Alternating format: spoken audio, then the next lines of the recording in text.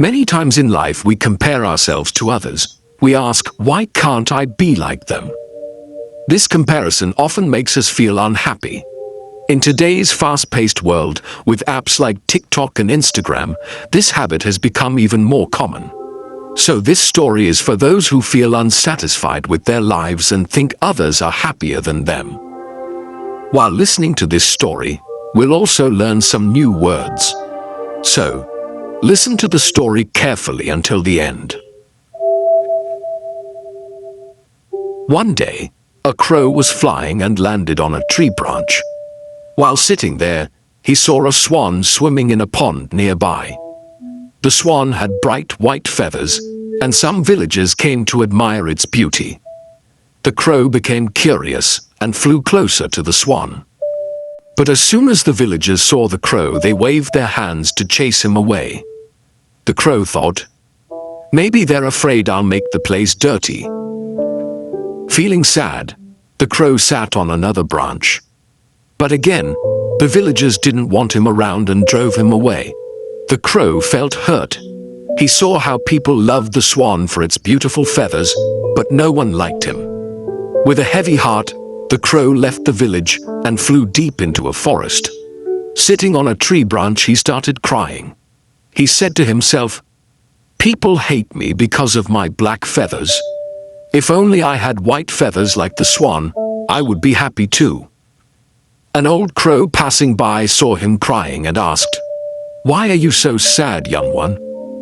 The crow replied, I hate my black feathers. They look so ugly. Nobody likes me. The old crow smiled and said, if you could look like any bird, which one would you choose? The crow quickly said, I want to look like the swan. Everyone admires it. The old crow said, there's a magical spring deep in the forest. If you bathe in its water with a pure heart, you can change how you look. But before that, why don't you ask the swan if it is truly happy? The crow agreed and flew back to the pond. The crow went to the swan and asked, dear swan, you must be the happiest bird in the village. Your white feathers are so beautiful and everyone loves you. Are you happy? The swan looked down and said, thank you for your kind words. My feathers may be beautiful, but I am not happy. People keep me as a pet, and I cannot live freely. When I grow old, they might even use me for my meat. I don't know if I'll still be alive tomorrow.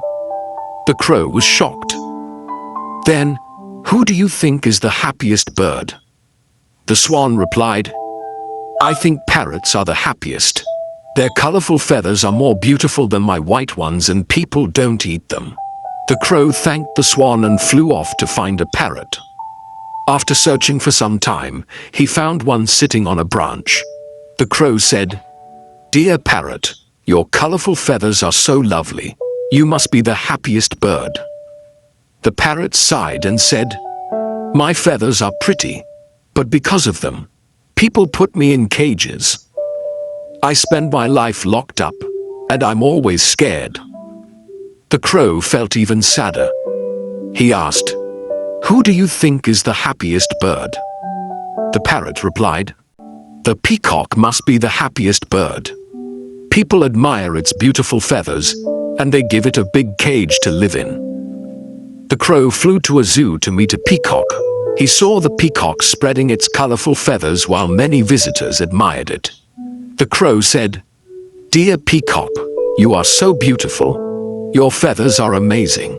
You must be the happiest bird in the world. The peacock looked at the crow and said, no, my friend. I am not happy. People take my feathers and sell them. It is painful when they pluck them, and it keeps happening again and again. I wish I could live freely like you. No one bothers you, and you can go wherever you want. Hearing this, the crow was surprised. He realized he had been taking his freedom for granted. The crow thanked the peacock and flew back to the old crow. He said, I don't want to be anyone else. I am happy to be a crow now. This story teaches us that everyone has their struggles. Comparing ourselves to others only makes us unhappy. Instead, we should be thankful for what we have. Remember, you are unique, and no one can be a better version of you than yourself. If this story helped you to learn new lesson or new words, don't forget to like and share your thoughts. See you in the next story, where we'll continue learning together.